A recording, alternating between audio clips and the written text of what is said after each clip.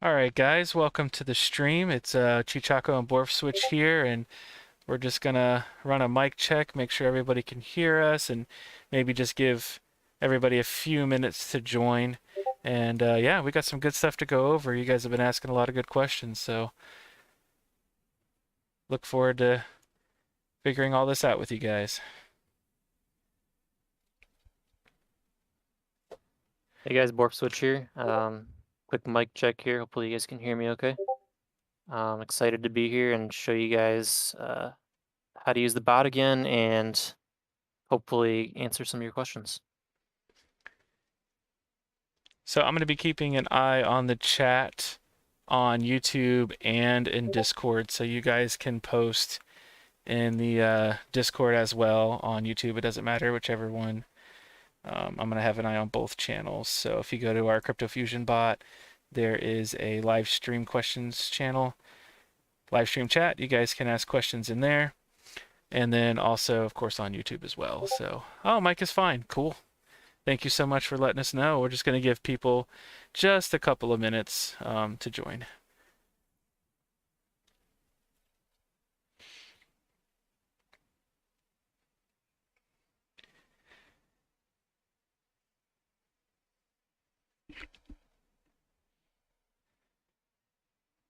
So I had a couple of trades come through on a Autobot that I built and put together. So today, and yeah, while I was working and doing a bunch of other stuff, and came back in. I mean, this one's purely on a test net because it's a 100% Autobot. It took some profit. It was kind of cool. So pretty awesome. And how things going for you, Borf Switch, on your side? All the back Going end well. servers going We're good? getting we're getting tons of good feedback. The bots are running great, taking trades and mostly doing what they're supposed to do. It is a beta. We've been finding a few bugs here and there, but we're getting those fixed as quickly as we can. Cool. Yeah, I appreciate everyone's patience on that, by the way. Thank you guys. All right, so I think we're going to record this and I will be posting it later on our YouTube. So it will be available if you guys weren't able to. But yeah, let's jump right into it. Borsif, you had some lots of questions you've been answering, so we can go over some of those. Yeah, I was just checking. It looks like the link you posted in the Discord was wrong, so I reposted that. Oh, good. We've Okay. got we got 5 viewers right now. Looks like. Um, Maybe give it just another minute now that I posted that link. Oh, good.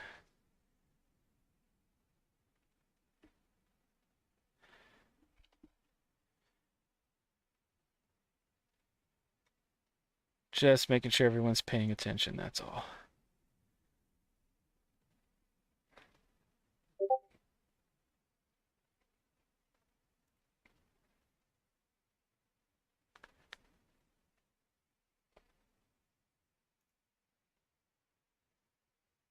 All right, looks like people are starting to join now. Let me get rid of this bad link in here. Southpaw's like, what? URL broken. I went ahead and tagged everybody Oh, cool. All right, good job. in the live stream link, so hopefully people will notice that.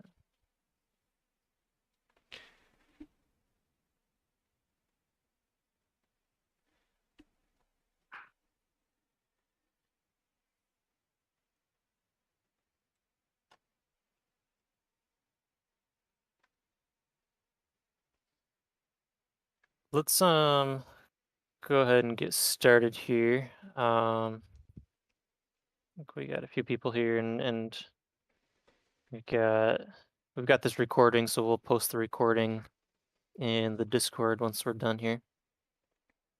So I'm gonna try to go over some of the questions people have been posting about the bot and how to use it. And one of the issues that people have been seeing is that they're getting a message from the bot saying their API key is not valid. So I wanted to start by going through the process to create an API key. So I've got the portal.cryptofusionbot.com website pulled up here and on the Bybit instructions page here. I've got a clean account here, no bots, no API keys. So the first thing you have to be aware of is what type of API key that you're going to create, depending on what you want to do. We recommend that everybody uses a testnet account with their bot. That way, you'll be just doing paper trading, not risking any real money. And if you create your API key from a testnet account, when you go to create that and save it to the website here, you have to make sure that the type is selected right here as a testnet account. And on the other side of that, if you do choose to create a live account and connect that to your bot, when you come over here to API keys and save that, make sure when you select the type here, make sure you're selecting a live account so that it matches up and the bot knows which Bybit website to send your signals to. Again, we don't recommend using a live account. So going back over to the Bybit instructions, let's go ahead and get started here. So I'm going to use a testnet account. And I've got that pulled up here. I'm all logged in on testnet.bybit.com. And I'm going to come over here to my profile and click on API. Excuse me. So that'll take you over to the API management page here. Before you can create an API key, you do need to make sure you have two-factor authentication set up for your Bybit account or for your testnet Bybit account. And you can do that under the Account and Security tab.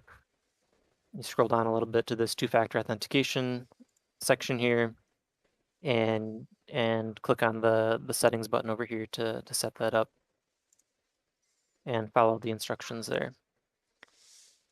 Once you have that done, you can come back over to the API management tab and click create new API key. And let's hop back over to the instructions.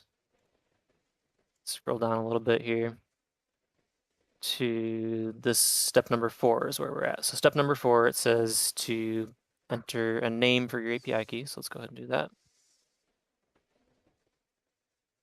I'll call it the Jayson Capser bot. And let's go back to our instructions. Next is selecting the right permissions. So you have to make sure that you select the read-write permissions for orders and positions. So let's go ahead and do that. Read-write, orders, and positions. If you don't have those selected correctly and you try to run your bot with this API key, the bot won't be able to place orders for you. And the bot will check to see if your API key has those permissions. And if it does not, it will send you a message saying your API key does not have the required permissions, and then it will temporarily disable your bot so that you can go and fix your API key and then re-enable your bot. The next section is the IP access to API keys. This is very important. Over on the instructions page, step number 6, you'll see a couple of IP addresses here and a button to copy those IP addresses. So I'm going to click on that copy button and come back over to Bybit and paste those 2 IP addresses into this box here. Make sure the specified IP is only selected. These 2 IP addresses should be separated by a comma, no spaces. And once you have all that set, you can come up here and click submit, and you'll get prompted for your two-factor authentication code. And guys, I've taken note of some of your questions, also the ones that have been asked on the Discord and as well in the YouTube chat. We're definitely going to get to those. So you guys can go ahead and post them, and I'm just keeping notes, and we'll get to them. Don't worry. Thanks, Chichaco. Yeah, we're almost done with this section here, and then we'll jump into those questions. So once you have your API created, you're going to save that over on the CryptoFusion bot website. So first thing you're going to do is you're going to copy this API key. There's a button over here on the right side. Just click on that and it should copy that into your clipboard. And we'll switch back over to the bot website here. And you're going to go over to the API keys tab and hit this plus button. This is my testnet API key, so I'll use that as the name. And then I'm just going to paste that into here. Make sure you don't have any extra spaces or additional characters, anything. That has to be exactly the value that we copied from the Bybit Yeah. website. And this would be the one where it's real important to test net and live to live, right? Yeah, that too. Yep. So again, same thing here with the API secret. Hit this button over on the right, copy that, and paste that in here. And like Chichako said, this is very important because I'm creating my API key on the testnet Bybit website. I have to make sure that the type right here is testnet. If I were creating this from bybit.com instead, I would need to make sure that this was set to live. If you mix those up, the API key will not work. So I've got testnet selected, I've got everything pasted in, I've got a name. I'll go ahead and click save on that. And now that shows up in the list here. You can create multiple API keys and save them here. Maybe you want to have one for testnet and one for live. You can just hit this plus button again, set up a live API key here. You would copy paste that in. I don't have a live account opened up right here, but you would paste in those values. If it's a live account, make sure you're selecting live here. We don't recommend it, but you can do that and click save. And there you go. So this is actually an example of an API key that's not valid, right? The bot would try to use that and it would not work.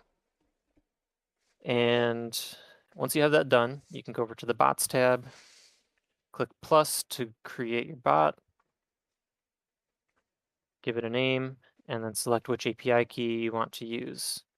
And this is my testnet bot, so I want to use the testnet API key. So I'll select that, make sure it's enabled, and hit save. And it usually takes about a minute or Excuse me. so for the system to see that new bot was created and to get it up and running. So I'll give that just a minute.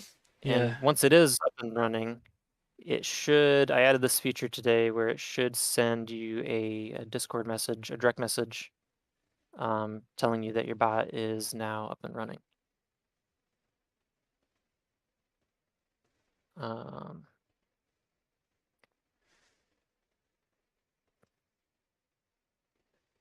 So that should be up and running pretty quickly here. So while we're waiting for that, Chichako, do you have any questions on the list that we can talk to?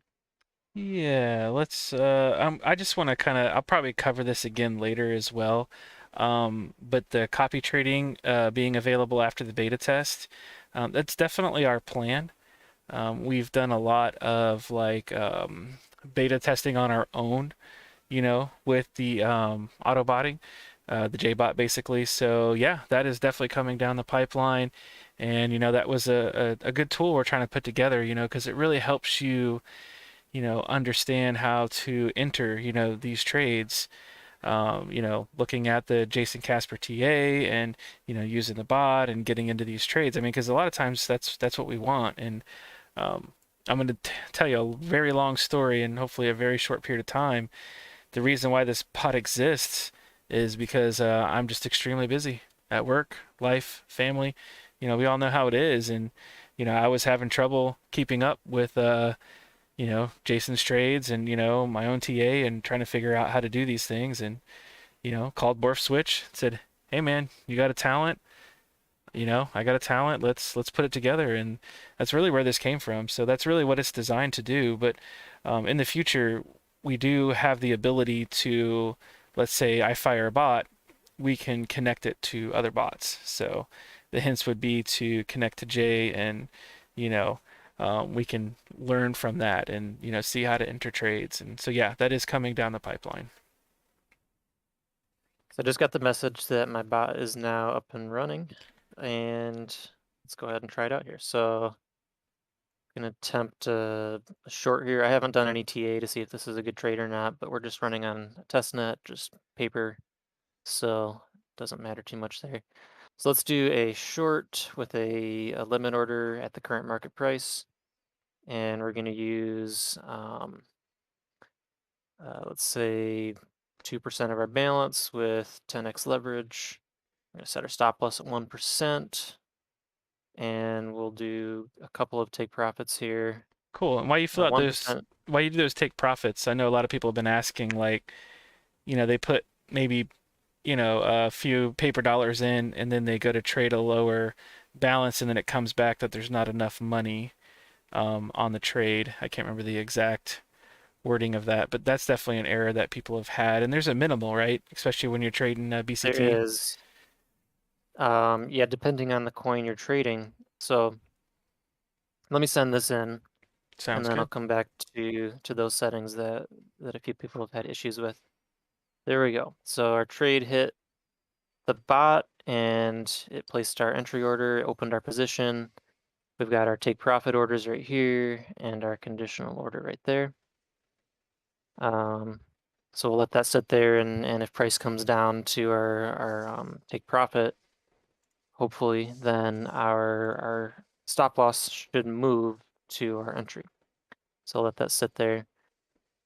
So yeah, going back to the question about the minimum margin and the minimum available balance settings.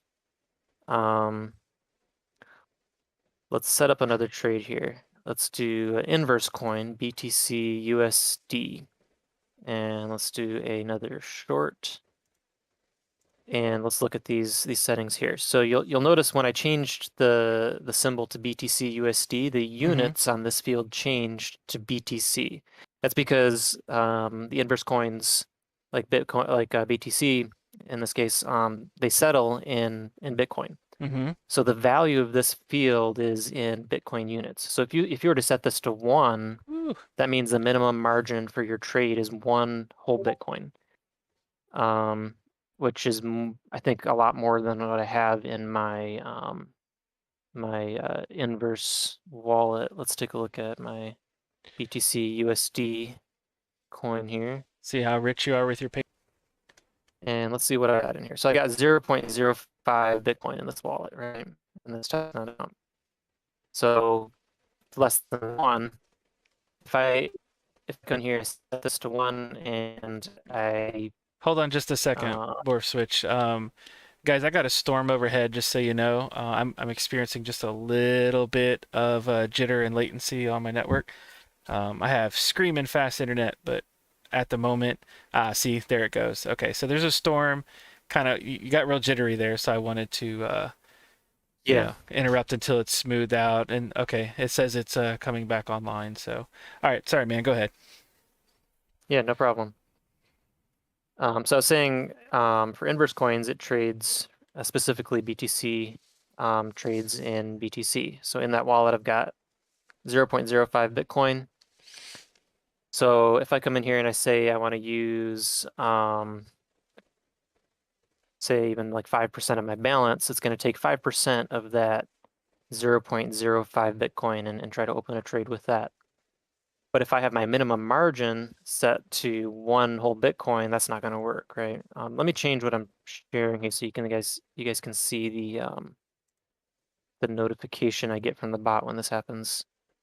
One moment. Let me share my whole screen here. So this is the direct messages I'm getting from the bot.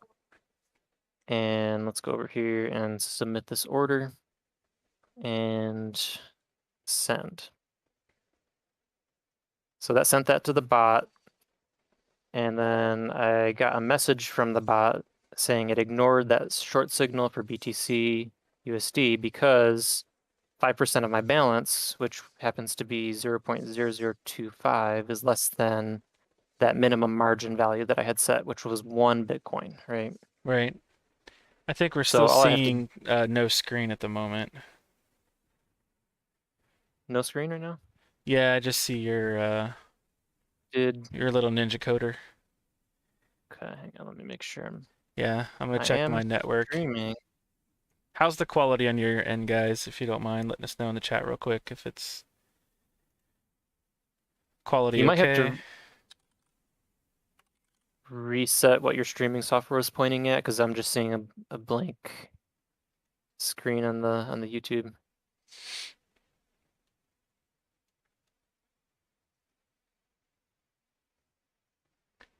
So, oh yeah, I'm definitely experiencing some issues.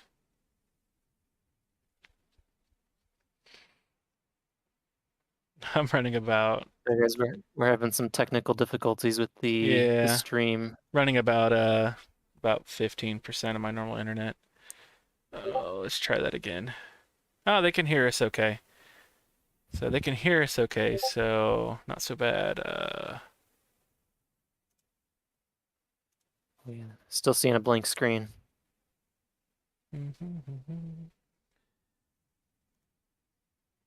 You may have to. You popped out the sharing window that I was sharing over Discord to you. You may have Yeah, to redo that. sounds like a fantastic idea to me. So, can you unshare and share, and we'll try and do that again. Yep. Thanks for your patience, guys. Appreciate it.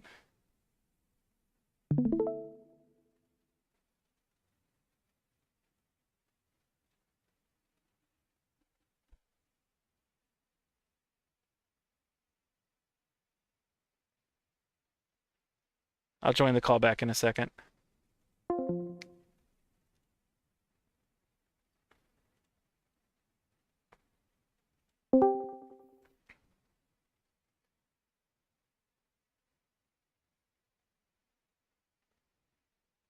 All right. Oh, I think we had it.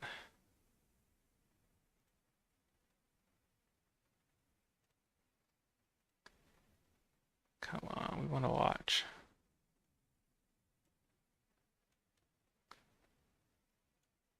So some of the questions I have been asked that maybe you could talk about while I figure this out, um, since they can hear us really good, was if they can long and short at the same time. That's actually been a pretty hot Yeah, topic. that is a great question.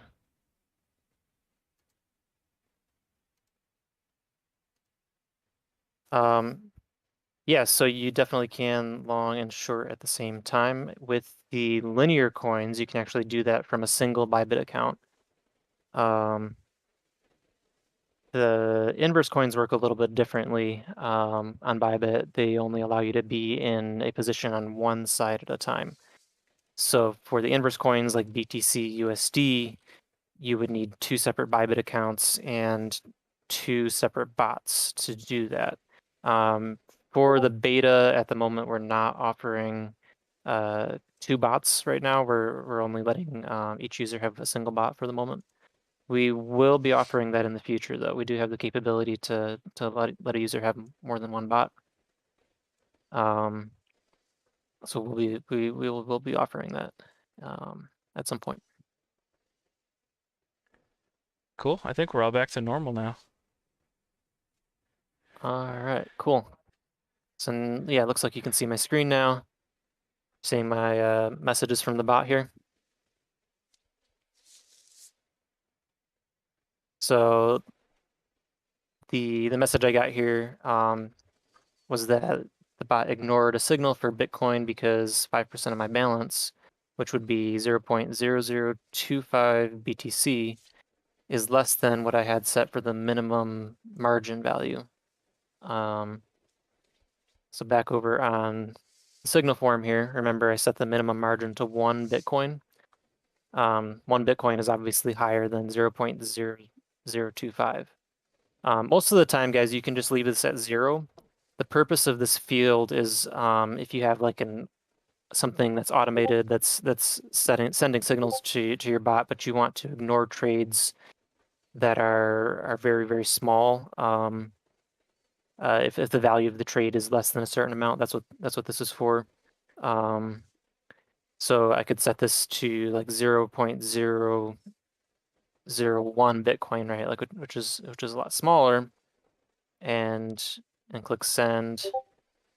Select my side again here, and it should go through this time.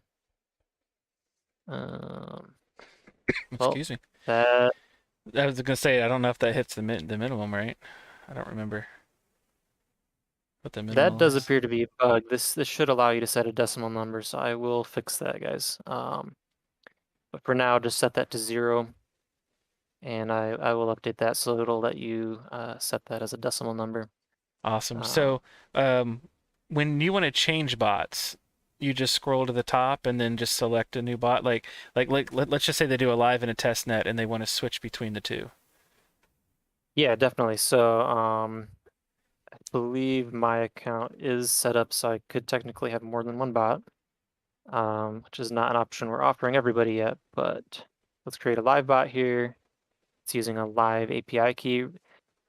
It's not going to work because this is not a valid API key, but I'll go ahead and Right. create that. Ah, And back over here, you can see a list of bots okay. so that I can choose which bot I want to send the signal to. So what about Um, setting up two API keys and having one bot? Like if they decide they want to trade live for a little bit and then they want to trade testnet for a little while, is that possible? yep. So let me delete this live bot. So yeah, exactly. What you can do is over on your API keys section, you can add multiple API keys here. I've got two, Mm-hmm. a testnet and a live. And then over on my bot, I can just click this pencil icon, and there's a drop down here to select which API key is being used for this bot. So I can switch Oh, you can edit the between bot. testnet and live. And so So I can people, edit that bot. yeah. So people may not actually have the ability to change between bots or add a bot because they're only allowed one right now, right? That's correct. Yeah, everybody's Okay. only in the beta is only allowed one bot right now, Sure, but you but can use your single bot with either a live or a testnet API key, and you can switch back and forth anytime. awesome, awesome. And I'm just trying to keep up with some of the questions. Another one, which I could probably just answer really quick, is it possible to modify a signal after you've entered it? So if you are in TradingView and you set up a signal in TradingView, you just picture it as a tattoo, right? You've tattooed that alert, so you can't change anything about it. Um, so you could change the script, you could go in and actually change the script, but then you're getting into the code. I would just delete it and then re-enter it. I think that would be the safest way to do that. And then once it goes to the exchange, obviously there's no changing it at that point unless you go to the exchange. And the bot Yep. will run the way you told it to, but if you actually want to edit something that's different than what you told the bot, you just go do it in the exchange. Like I move around my take profits and stuff like all the time. I set up the bot, it fires, and if I'm not busy, because the bot takes care of things when I'm busy, then Yep. maybe I move my stop loss a little bit manually. Yeah, just a note on how the alerts work within TradingView is whatever settings this indicator has at the time I create this alert. So I'm coming in here and I hit add alert, and it's got the settings from the indicator. I set that up here and I click create. That's set in stone from that moment. Like if I go back and I change the settings on that on this indicator after the alert is created, it does not affect the alert. I'd have to delete the alert and recreate it for those changes to take effect. Gotcha. So, So if I go over here and I change this from a long to a short, that's not going to affect this alert over here unless I delete it and recreate it. gotcha. And so one of my favorite things to do is, while you got that on the chart, is if I decide that I want to short exactly where he's at right now, then I go into the indicator and I set it up. I create an alert, right? So yeah, let's create that alert. Pretend like we're going to short that 39,000, and boom, there it is, right? And then we create this alert. Well, after I create it, then I go back because a lot of times there's more than one short setup. So I'd give it a name like short 39,000, whatever it was, 489 or something. Um, and then I kind of have my plan, of what I want for take profits and different things like that. So once it's created, when I go back up and hit to, because now it's there, right? So I can go up to settings. I can just change the price. And I can be like, oh, I want to short, 41,500 or whatever, something different. So as soon as we click off the chart, it'll move for us. Boom, there it is. There's my next short, right? I add that one to it. And then I go in and I pick my next short. And I go in, I pick my next short. And then I'll switch to longs and then I put in all my longs, you know? So that's how I do that, you know? Um, I think we just got some activity on the bot here. It looks like um, took some orders here. There's our order that we submitted for BTC USD and the one we placed originally. Maybe that was something else on Discord. It doesn't look like it's. Yeah, so we've got 2 take profits for both of those, and each one has a stop loss.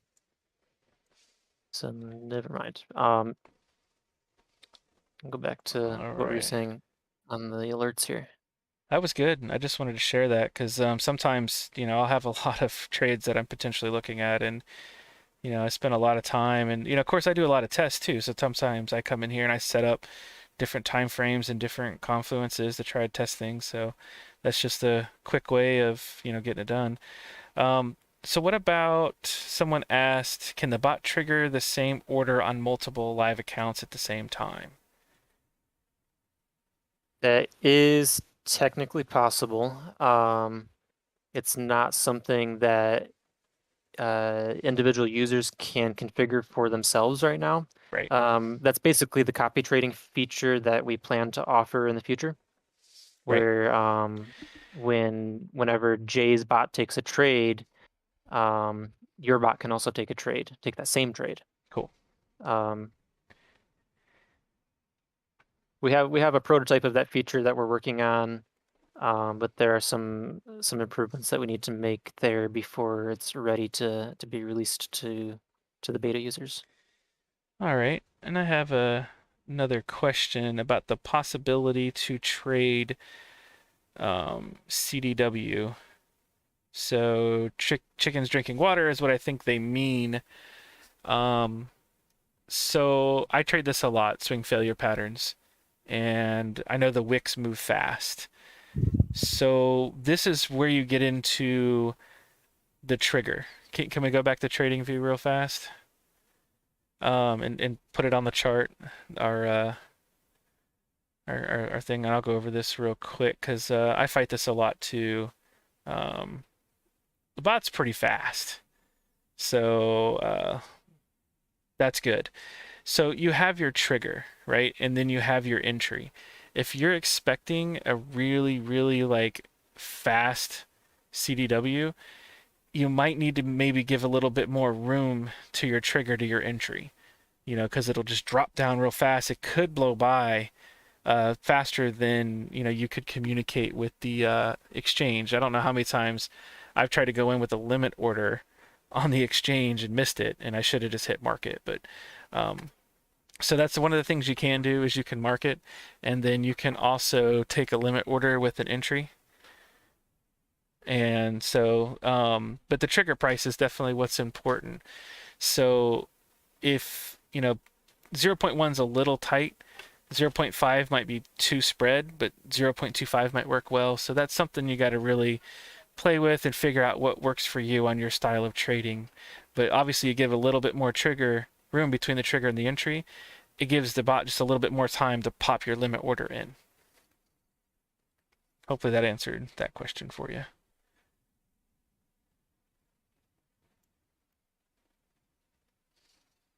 All right, I'm gonna go over some of the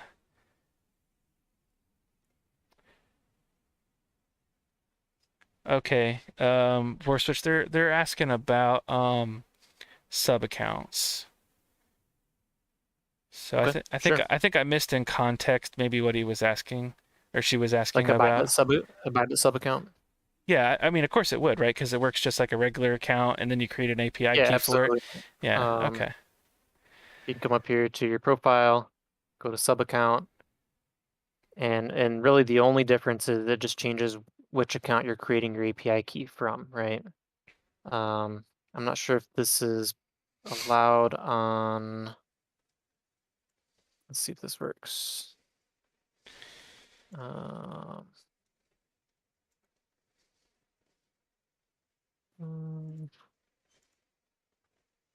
turn that off.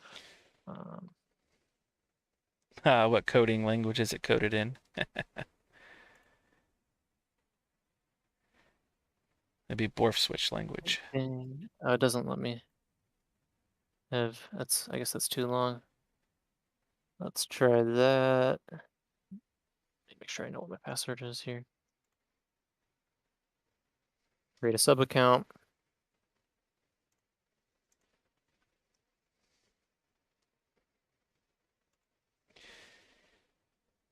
Will there be more confluences added than just divergences? Yes, 100%. I'll just answer that question right out. We are going to add a lot more. Let me find this confirmation code. 1 second. Sometimes the math is extremely hard and logic is hard to figure out on confluences, but yes, I've actually been working on that very, very much so. There we go. So just like that, we've got a sub account created on Bybit, and you can just click log in or just go straight to API management. And the same process as before, you just create a new API key, give it a name, make sure your permissions are selected correctly, and then grab the IP address list right here, paste that in, and there you go. You've got a API key.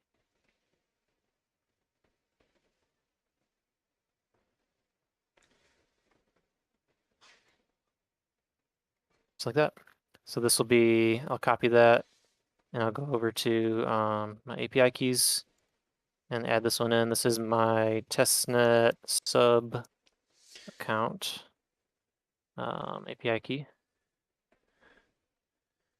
Man, more power for you guys that do these sub accounts. It drives me crazy. You guys got good And there we management go. skills. And if I want to switch my bot so it's using that new sub account that I created, I can just come over here and edit my bot and select the API key for that sub account and hit save. Oh, awesome. So yeah, just edit your bot and change the API key and then you could have a lot Yep. of different accounts set up. Okay, that's And cool. that may take a few minutes for the system to restart the bot with the new API key, but once that's done, you should get a message, a direct message from the bot saying your bot is up and running.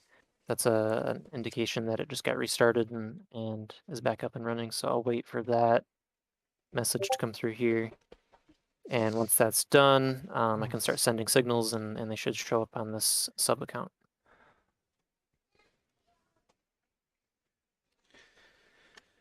All right. So someone asked about editing the JSON in the alert on trading view. You know, like once you've made the alert, you can go in and edit the JSON message. Yeah, definitely. That's Yeah. something we do quite a bit actually. Yeah. Just So let's. yeah, just make sure you understand a little bit of coding to make sure you get it in context. So Mhm. yeah, one little comma, one little character off, one space where it doesn't belong. You don't close it in brackets, it won't work. So So when you click add alert from any of these CFB alert indicators, it's going to auto populate this message right here. But you can edit the settings in here to customize it beyond what you can do with the built-in settings. An example I used on the last stream was grabbing say some of the multi-time frame confirmations, copying those over from the website here, and pasting them in to add those to the webhook message. That would be this required indicator section right here. It is possible. Another example here. See how I've got the ticker in curly braces here, that's a built-in trading view variable, and it's pulling the symbol, in this case BTC USDT. It's pulling that symbol from the current chart, or whatever chart you created this alert from. You can backspace that, and even though we're creating this from the Bitcoin chart, maybe we want to start a trade with ETH when the trigger happens from the Bitcoin chart. For example, you could customize that. So you're triggering off of Bitcoin's chart, but trading in ETH. The format of this message is JSON, JSON. It does need to be a valid JSON format for it to work. If you try to send a signal to the bot and the format is not valid, it's going to reject that signal, and it should send you a message saying that there was something about your message that was not valid. All right. So we had a question about how to remove old alerts. So maybe one that's fired and just, because TradingView's not, well, no program's perfect. So TradingView's not perfect too. It's extremely powerful tool, and man, I use it daily. But a lot of times I just think it's safe, to like once my alerts fire, I actually X them out and delete them. I think that's a good habit to get into. So someone had asked about that, so I thought that was a good question, just to make sure once your trade's fired, you kind of go over to the alerts on the side, hit the X and get rid of it. Yep, and you can filter these alerts. There's these three dots right here. I'm currently filtered to show only active alerts. But if you turn that off, you can see the alerts that are no longer active as well. I don't know if we have any in, I don't think we have any in here right now, but after they've been triggered, I think the status here changes from active to triggered, or you can pause it so it will prevent it from being triggered. Or like Chichaka was saying, you can just hit that X and remove it. All right. So plans for mobile app and integration with TradingView charts on the site. Mobile app is probably pretty far into the future. We don't have Yeah, any agreed. current plans for that. But the site was built to be mobile friendly. And I know traders that actually trade on their phone almost exclusively with it. So, Yeah, definitely. There are some improvements that I plan to make this a little bit more mobile friendly than it is right now, even. okay. But yeah, the site should be fairly usable on a mobile device. As far as putting charts onto our bot website, yes, that is something we plan to do eventually. We don't have a timeline for adding that feature yet, but it is on our roadmap. All right, I think another quick question would be an explanation of the Auth token. Sure. So the Auth token is how the bot knows that you are authorized to send a signal to your bot. So over here on the bot section, this Auth token right here, you can copy that if you want to use it to send a signal from TradingView, or you could technically send if you're a little bit more tech savvy, you can manually send a webhook message to the bot using a tool like Postman, for example. So let me pull this up real quick and give an example of that. Or you could write your own code that would send the message to the bot. So let's create a new message here. And the easiest way to do this would be, instead of just copying the auth token, let's go over here. Let's copy the whole webhook URL. Copy that, paste it in here.